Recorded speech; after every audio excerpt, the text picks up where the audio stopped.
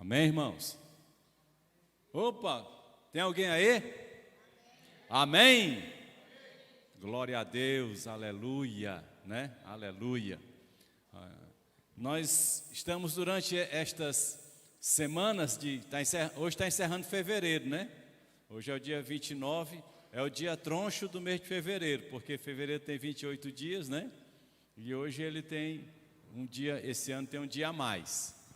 Estamos encerrando, estamos falando a respeito de o ministério do Espírito Santo. O ministério do Espírito Santo, né? Os irmãos têm entendido a respeito do ministério do Espírito Santo, têm aprendido algo, têm visto algo a mais. Porque está tudo na palavra, nós estamos lendo a palavra do Senhor nosso Deus, né? Está tudo na Bíblia Sagrada, não está sendo tirado nada fora da palavra. É porque às vezes nós passamos por alguns textos da Bíblia e não nos apercebemos na leitura, mas quando a gente se detém, nós aprendemos muitas coisas a respeito desses textos, né? E eu queria pedir para colocar o Atos 1:5, por favor. Atos 1:5 dá para colocar aí na projeção? Vamos ver se dá, né? Pronto. Olha o que a palavra de Deus diz. Pois João batizou com água, mas vocês serão batizados com o Espírito Santo dentro de poucos dias. Quem está falando de batismo no Espírito Santo, ou com o Espírito Santo, é a Bíblia. Não é uma doutrina de uma igreja. Não é uma denominação, é a palavra de Deus, certo? E nós temos que nos atentar a ela. Aí você leu aí, Jesus está dando as últimas orientações aos seus discípulos, cerca de 120, e está ali também, lógico, os apóstolos, os 12, tinha fechado de novo, né? Ali o corpo apostólico dos 12, certo? Com Matias. E então Jesus está dando as orientações e ele fala de algo muito interessante. Ele diz: vocês serão batizados. Quando a gente fala de batismo com o Espírito Santo, nós não estamos falando de salvação. Entenda bem, muitas pessoas atrelam que o batismo do Espírito Santo tem a ver com salvação. E muitas vezes a gente pergunta: e como é que eu sei que eu sou batizado com o Espírito Santo, né?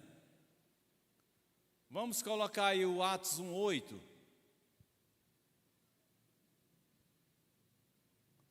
Mas receberão poder quando o Espírito Santo descer sobre vocês. O batismo, o texto está falando de uma orientação para aqueles discípulos, no sentido de que eles sigam para cumprir a missão que Deus deu.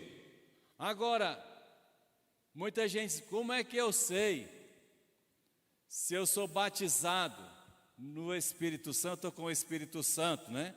Aí muita gente diz assim: é quem fala línguas estranhas.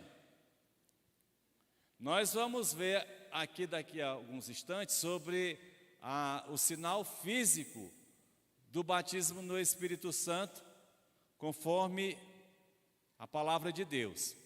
Mas, quando você observa, quando é que você sabe que você recebeu o batismo do Espírito Santo na sua vida? É quando você se torna uma testemunha. Se você não se tornou uma testemunha de Jeová, não, de Jesus Cristo, tá? Se você não é uma testemunha do Evangelho, que salva, então questione o que você acha ter o batismo.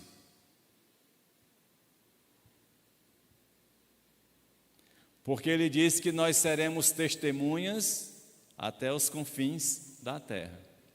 O que aconteceu logo com o batismo com o Espírito Santo, ali no dia de Pentecostes?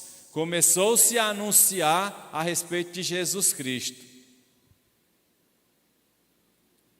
Aí você é muito estudioso da Bíblia e você vai questionar. Aí vai dizer, espere aí, lá na frente em Atos, tem um cidadão que ele era um grande pregador chamado Apolo. E que quando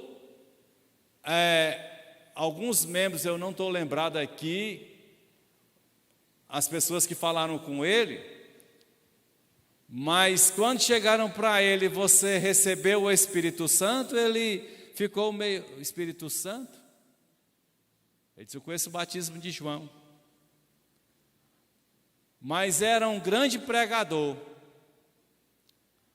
O problema é que, sendo um grande pregador, assim como muitos grandes oradores, o que um grande pregador, um grande orador, um coach, né, que é o pessoal, a moda aí, né, a moda agora, né, um bom orador chama hoje coach, né, que ele convence.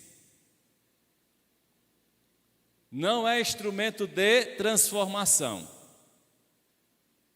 Aí é que consiste a diferença. As pessoas que têm uma facilidade de falar, elas convencem, mas não transformam. Não há poder. Então, quem é batizado no Espírito Santo não precisa ter eloquência. Provavelmente Paulo não era eloquente. No entanto, as pessoas eram transformadas. Por causa dele, não. Por causa da essência do Espírito Santo que estava atuando na vida dele. Mas eu quero deixar bem claro, você pode ser salvo e ainda assim não ser batizado no Espírito Santo. Porque salvo é todo aquele que confessa Jesus Cristo como Senhor e Salvador da sua vida. Batismo no Espírito Santo é um recebimento de autoridade para enfrentar as trevas e implantar o reino de Jesus Cristo. Estão entendendo ou não? Se não concordar, diga, opa, eu estou achando estranho. A gente lê a Bíblia, certo?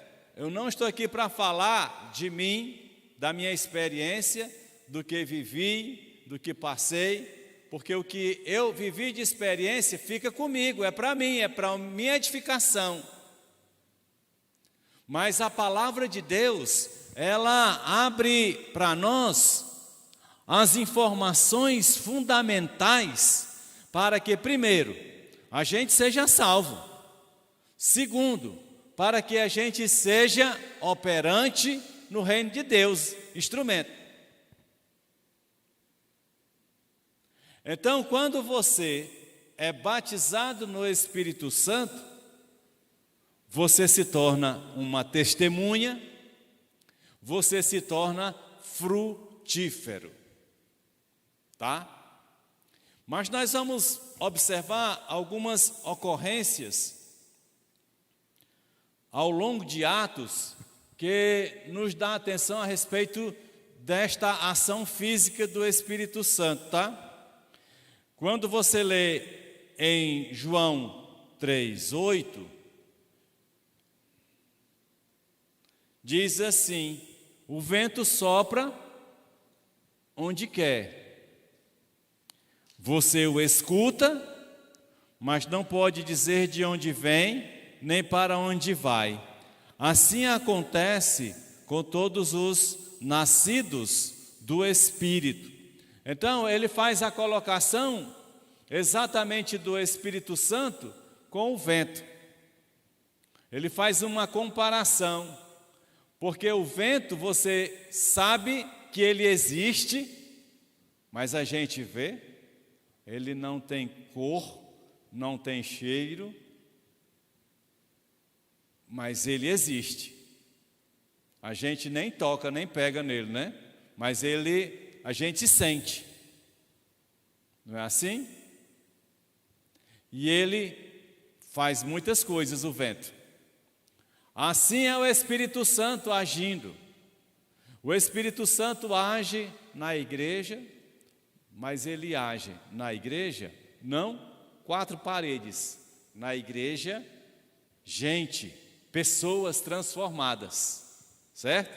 Nas pessoas transformadas, ele age, tá certo? Por isso, ainda que o vento seja invisível, é possível ver e ouvir os efeitos que ele produz.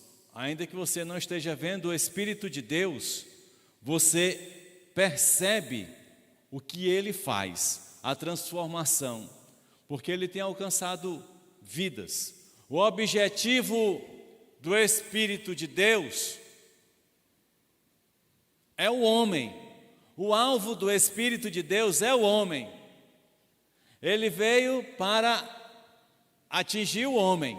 Não foi a natureza, não foi os animais, tá? Não foi aí os pets da moda, né? Mas o ser humano. O Espírito de Deus veio para agir no ser humano. Tá?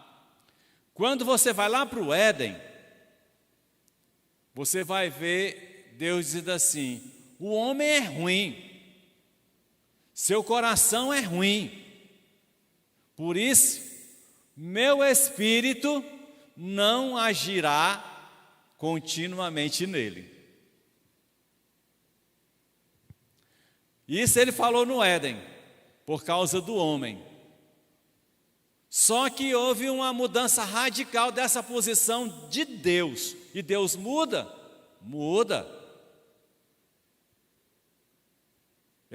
A Bíblia diz que ele se arrepende. Esse arrependimento que a Bíblia fala, não é que ele fez uma coisa errada e agora está constrangido, que ele está arrependido daquilo, não. Ele muda porque muitas vezes ele vai aqui querendo fazer algo e ele não faz e muda a sua posição. Isso chama-se na Bíblia arrependimento. Ele muda a sua posição. Tá? E nós vemos isso. Então, ele disse que não agiria, mas a partir do sacrifício de Jesus Cristo, Deus mudou o seu plano quanto ao Espírito Santo na vida do homem. Porque ele diz que ele estará convosco e em vós para todo sempre. Aquele que ele disse que não agiria mais de contínuo no homem, mudou. E o Espírito Santo, quando ele agarra você, ele vai agir. Quando as pessoas que vão a uma igreja, levanta a mão, desce nas águas e não muda, não tem ação do Espírito Santo. Foi tudo baseado em uma convenção, uma conversão, uma acomodação. Tem gente que se acomoda na igreja dos crentes, acha bom, está ali, mas não muda. Porque quando o Espírito de Deus age, a pessoa ela é transformada. Ela muda. Ela não odeia, ela não quer o mal de ninguém, ela não quer a destruição de ninguém, certo? Porque o Espírito está nela. Não fica fazendo confusão, né? E aí nós vemos em Atos 2:4, nós lemos em João 3:8 a respeito do vento sopra onde quer. Mas quando a gente lê Atos 2, 2 a 4, diz: de repente veio do céu um som. Veio do céu um som, como de um vento. Tá? Muito forte. Um som como de um vento muito forte. Aquele somzão bonito, né? Hoje o pessoal usa o microfone para fazer o som aqui, dizendo que é o Espírito Santo, né? Um tanto quanto assim meio diferente, né? Mas deixa para lá. E encheu toda a casa na qual estavam assentados. Eles não estavam no templo, muita gente confunde com o templo. Eles estavam no cenáculo, eles estavam dentro de uma casa, no andar superior, onde o pessoal fazia as refeições, eles estavam ali. E devia estar bem apertadinho, porque apesar de ser uma casa grande, tinha 120 pessoas ali, né? Certo? Tinha 120 pessoas. E aí então, eles estavam ali assentados, orando, e viram o que pareciam línguas de fogo, que se separaram e pousaram sobre cada um deles. Línguas de fogo, né? Nós temos duas versões, porque ele batiza com o Espírito Santo e com fogo, né? É porque quando ele faz com um ou com o outro, ele está dizendo, batiza com o Espírito Santo ou batiza com o lago de enxofre, para condenação. Ele traz as duas opções, tá? Mas também a pessoa do Espírito Santo, ela é uma representação de fogo purificador, certo? E essas línguas, ela veio como fogo. E diz que todos ficaram cheios do Espírito Santo e começaram a falar noutras línguas, conforme o Espírito os capacitava. Essa primeira manifestação física de línguas, tá? Que aqueles homens passaram de uma manifestação física como que de um vento e e línguas como que de fogo, né, ou labaredas de fogo que vinham e pousavam sobre eles, tá? E eles falaram em outras línguas. Estas línguas, elas não são as mesmas línguas dos eventos posteriores. Esta aqui, em especial, ele deu às pessoas, ao abrir a sua boca, a oportunidade de falar de Jesus e aquela multidão de gente que estava ali, de várias línguas, ouvirem no seu próprio idioma, tá? Ali. Mas foi uma manifestação sobrenatural de línguas. Por quê? Porque cada um ouvia no seu próprio idioma, tá? Não é que as pessoas foram para o IBEU, não sei nem se existe mais, né? Também não foi propaganda. Passa 5 anos lá e depois fica falando inglês, espanhol. Mas eu tenho um dom de línguas, né? Não. É uma coisa que vem do sobrenatural de Deus, certo?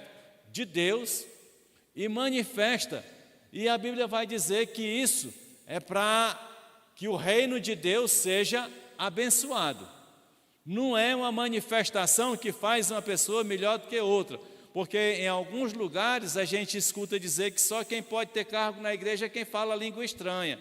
E é estranho isso, porque o cargo deve ser para aquele que tem uma conduta honrosa. E quem tem o Espírito Santo tem a obrigação de ter a conduta honrosa. Certo? Mas aqui é um sinal físico de que o sobrenatural de Deus acontece e a gente não pode vedar isso. Tá certo? Amém?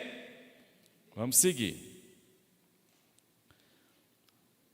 Atos capítulo 10, 44 e 46, tem um novo registro físico, comprovando que o Espírito Santo estava batizando aquelas pessoas. Elas nasciam de novo, porque pode ser concomitante, pode ser ao mesmo tempo. Apesar de ser coisas diferentes, a pessoa pode estar nascendo de novo naquela hora e pode estar recebendo o batismo do Espírito Santo na mesma hora. Porque não é uma regra humana, não é uma definição humana, é coisa do Espírito de Deus, tá certo? Aí diz assim, enquanto Pedro, Atos 10:44, enquanto Pedro ainda estava falando estas palavras, o Espírito Santo desceu sobre todos os que ouviam a mensagem. Todo mundo que estava ouvindo a mensagem, e aí é que está um outro segredo. Não é por força, não é por imposição, não é querendo dar uma dica. Eu vou dar uma dica para você falar línguas. Nós temos que aprender a abrir o nosso coração, alimentar nossa fé e deixa que Deus faz o que Ele quer. Não é indução, não é imposição, não é pressão, mas é consciência da existência, fé no Deus que você serve e está disposto a vivenciar a maior experiência na sua vida, que é aquela experiência que o Senhor vai dar para você, que te marca para toda a eternidade.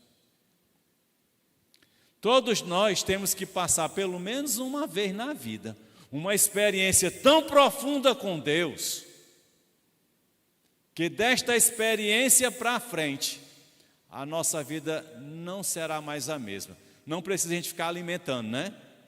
Tem gente que quer alimentar todo tempo. Vamos alimentar a fogueira, gente. Vamos alimentar o fogo, senão ele apaga.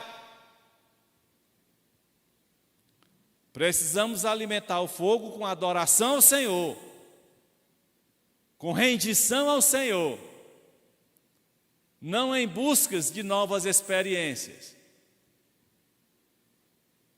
não querendo viver experiências, querendo viver relacionamento com Deus. Amém? Aí diz, os judeus convertidos que vieram com Pedro ficaram admirados. Olha, os judeus convertidos lá na casa de Cornélio, que era centurião romano, né? Então, ele está lá. Então, os judeus convertidos que vieram com Pedro ficaram admirados de que o dom do Espírito Santo fosse derramado até sobre os gentios. Isso quer dizer, alguns poderiam até dizer que era só para os judeus, né? A promessa de tudo era para os judeus. E os judeus tinham esta percepção. E foi difícil arrancar isso dos primeiros discípulos, dos primeiros apóstolos, que eles ainda entranhavam este sentimento.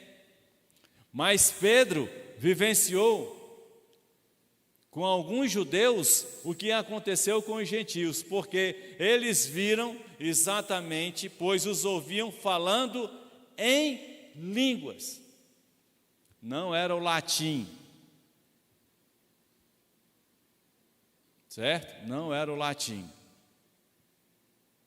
Eles ouviram falar em algo que eles sabiam que era diferente.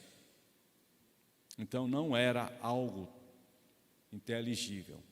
Mas ele diz que eles falavam em línguas, ou seja, havia uma manifestação física de línguas e havia uma outra manifestação física que era de exaltar a Deus. Por isso que igreja silenciosa, a gente desconfia que está exaltando a Deus, né? Diz, mas é porque você não sabe meu coração. Eu sei mesmo não. E aposto que ele não está exaltando a Deus. Porque a gente tem que dar uma glória a Deus de vez em quando, exaltar a Deus, né? É ou não é? Aqui a gente tem empurrado esse fusca velho, mas o bicho não pega. Ele faz que vai pegar e depois tudo esquece, tá? Você tem que aprender a dar o glória a Deus quando chega na casa do Senhor. Abrir a boca e dizer glória a Deus. Quando você, olha, gente, tem que aprender a prestar atenção a uma coisa. Rebeca, fica de pé. Fica de pé. Por que é que a Rebeca ficou de pé? Porque ela ouviu a minha voz dizendo, fica de pé, pode sentar, só para isso. Você tem que aprender que as coisas no mundo só acontecem se você abrir a boca. Se você quer algo de Deus, abra a sua boca. Se você quer tocar a Deus, e os anjos não sabem o que você está dizendo na sua mente. Mas se você abre a sua boca e diz glória, né? Irmão Pires, né? Que dá um glória bonito, né? Glória a Deus. Irmão Pires, viu? Pode imitar o irmão Pires, que ele tem um glória bonito. Dê glória a Deus.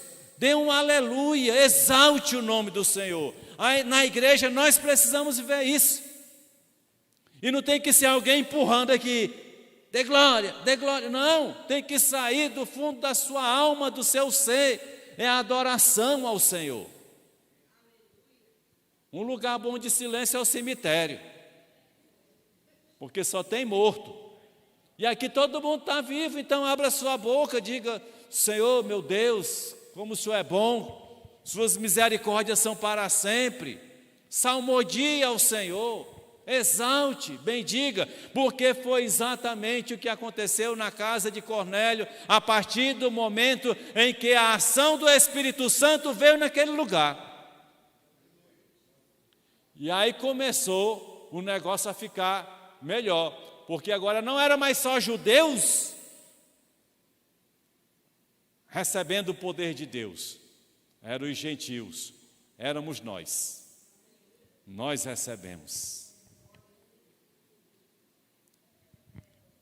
Éfeso capítulo 19, versículo 6 diz: quando Paulo lhes impôs as mãos, veio sobre eles o Espírito Santo e começaram a falar em línguas e a profetizar. Em Cornélio, nós vimos que eles falavam em línguas, sinal físico, e exaltavam, adoravam, magnificavam o nome de Deus, não é? Um sinal físico. Aqui em Éfeso, diz que quando Paulo estendeu as mãos, o Espírito Santo veio. Lá na casa de Cornélio, não precisou. Pedro estava ainda anunciando Jesus, e o Espírito já veio e já foi dominando. Porque não é uma maneira, não tem uma metodologia, não tem uma... Tem um coração sedento e aberto para receber, e tem um ungido do Senhor pronto a anunciar, e o Espírito de Deus a se manifestar. Acabou, está aí a regra. Mas não tem uma coisa assim que a gente tem que fazer. Mas é para a gente entender e receber, e isso fazer com que a gente tenha a alegria de viver o Evangelho. Então eles começaram a falar em línguas e agora aqui a profetizar. Lembram que em Joel, vossos filhos e vossas filhas profetizarão. Aqui, acho que é pelo 20 e 21 de Atos, Felipe, diácono e evangelista, pregava a palavra como poucos. Onde ele chegava, o rastro da igreja, aliás, a igreja estava se fundamentando, onde ele passava. Mas ele tinha 4 moças que profetizavam. E onde é que estão as nossas profetisas? Quando aparece um, ainda diz o nome errado, eu sou profeta. Mulher não é profeta, quem é profeta é o homem. Mulher profetiza.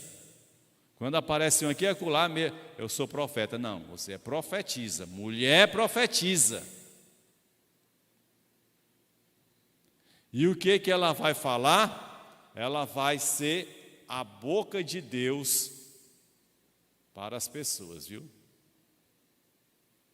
E aí dizem que mulher não fala, mas ela profetiza. E ela profetiza o quê? De boca fechada? É na telepatia? É trancada num quarto? É não.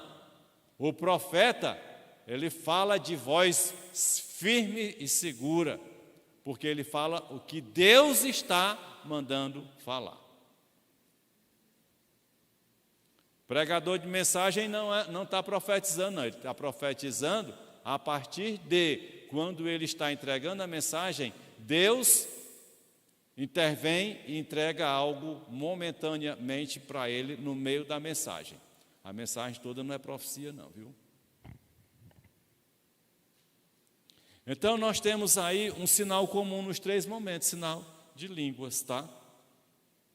Que é uma evidência.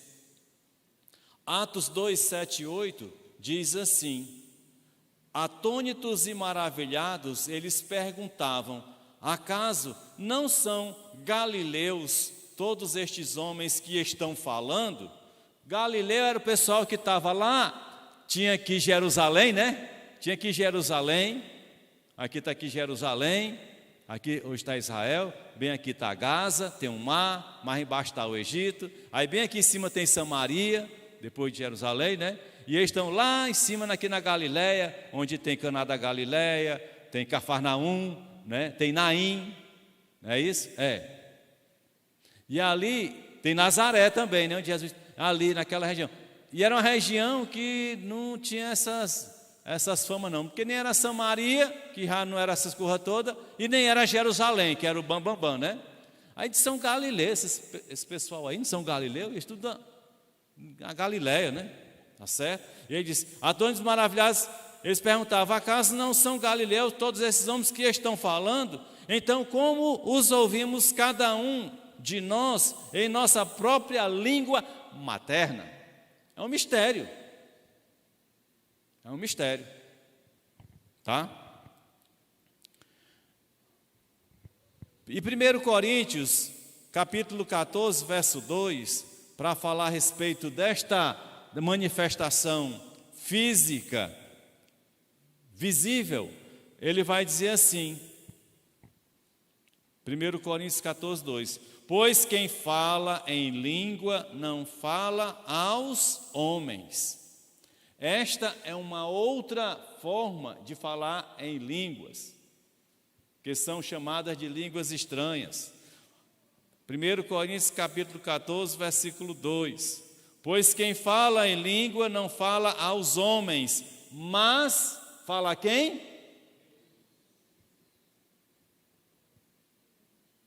Então existe ou não existe? Vocês acham que parou? Existe. Mas a língua, ela é uma comunicação de edificação pessoal. Aí muita gente desvaloriza. Eu não edifico o corpo de Cristo se eu não tiver edificado. Eu não posso falar coisas boas para os irmãos se eu não tiver coisas boas dentro de mim. Então a edificação é necessária. Aí ele diz: de fato ninguém o entende, em espírito fala mistério. O pessoal já tentou tirar, já tentou desvalorizar o texto da palavra de Deus, dizendo que Corinto era uma igreja que não prestava, que era muito mundana e tal, mas está falando de uma coisa que não tem nada de mundano aqui, é muito espiritual. Quando ele diz que quando você fala em que você está falando é com Deus, como é que eu posso classificar isso como coisa mundana? Se eu tenho dificuldades de receber ou de ter esta experiência, é uma coisa pessoal, mas isso não me dá o direito, não me dá a capacidade de chegar e atingir toda uma situação, querendo desvirtuar toda uma situação por causa do meu pensamento. do meu preconceito, da minha barreira. E eu falo isso porque eu já vivenciei isso. Quando foi, eu não acreditava em línguas, aí o meu pastor resolveu, na programação de jovens, falar sobre línguas, né? Para dizer que não existe. Então, o objetivo dele era falar que não existe. Eu estava quieto, eu não acreditava, estava quieto. Mas quando ele começou a ler os textos, e que ele caiu nesse texto, eu disse, mas o que eu estou lendo não é o que ele está dizendo. Porque aqui está dizendo que você fala em língua, você fala é com Deus, não é com o homem. E como é que é isso aí? O que é que ele está dizendo que não é aqui? Aí eu comecei a fuçar, eu digo, agora eu quero saber direitinho, né? Não tinha nenhum interesse. Agora é claro que tem muita meninice, muita criancice, muita gente querendo aparecer. Como em todas as áreas da igreja, tem gente que quer aparecer, tem gente com meninice, mas tem muita gente séria. E a gente tem que ir para o lado sério da coisa, né? E qual é o propósito, então, desse sinal físico? Tá? Em Coríntios, 1 Coríntios 14, ele diz que é uma oração a Deus, é uma autoedificação. Quando interpretadas, elas edificam a igreja, é uma intercessão, é um sinal aos incrédulos, é um cumprimento de profecia e também é um louvor. Tudo isso é o significado das línguas. Depois você pega o 1 Coríntios lá, você vai lendo bem devagar, lê um versículo e ora, lê um versículo e ora. Bem devagar, só pedindo, mostra, Senhor, revela, abre meu coração. Porque a gente vai vencer muita coisa, a gente vai quebrar muita barreira, vai desmistificar muito lado de cá e lado de cá, a polarização que existe, certo? Porque o que a gente aprende é que o pessoal que fala em língua tem preconceito com quem não fala. Aí, meu amigo, aí tem uma coisa complicada aí, porque se existe barreira, preconceito, se tem alguém se achando melhor, aí não tem nada a ver com Deus na história. Porque tudo que acontece na nossa vida é para fazer da gente menos e Jesus mais. Tudo que acontece é para fazer a gente menor e Jesus maior. É nos fazer mais humildes, mais simples. É para isso. Certo? Quando você orar por alguém e alguém for curado, você não precisa estar dizendo por ele, não, eu orei e foi curado, né? Tem gente que diz assim, meus queridos irmãos, o que vai acontecer agora vocês nem imaginam. Agora Deus vai agir. Porque eu peguei um microfone, Deus vai agir, e Deus precisa de uma pessoa para Ele agir. Ele é o soberano Senhor. Seu Espírito Santo age. Ele toca você aí, Ele revela você, Ele mostra, Ele lhe batiza. Não tem nada a ver com um púlpito. Tem a ver com a ação dEle na sua vida. Ele lhe capacita, Ele vai levar você a sair da sua casa para abençoar alguém. Você vai chegar num momento em que a pessoa está ali, ela está ali já no fim da história dela, porque ela quer acabar, e você chega na hora e diz, eu trago uma palavra do Senhor, e ela é liberta e é salva. É para isso, gente, é a palavra de Deus, os mistérios de Deus, não é para valorizar um homem, não é para tornar uma denominação mais poderosa, os mistérios de Deus é para fazer com que a gente avance nas trevas e recrute aqueles que estão perdidos, porque a gente não pode ir para a guerra com revólver 22, onde o inferno está armado até os dentes, né? O pessoal dizia antigamente que revólver 22, quem gostava de revólver 22 era para briga de namorada, né? Namorado com namorada, né? 22, né? Mas a gente precisa estar preparado, porque o império das trevas, que a palavra de Deus fala, cada dia mais está se aperfeiçoando no poder de destruição. E nós, cada vez menos desarmados, porque colocamos várias convenções, nós limitamos o poder de Deus, nós limitamos a ação do Espírito Santo, nós criticamos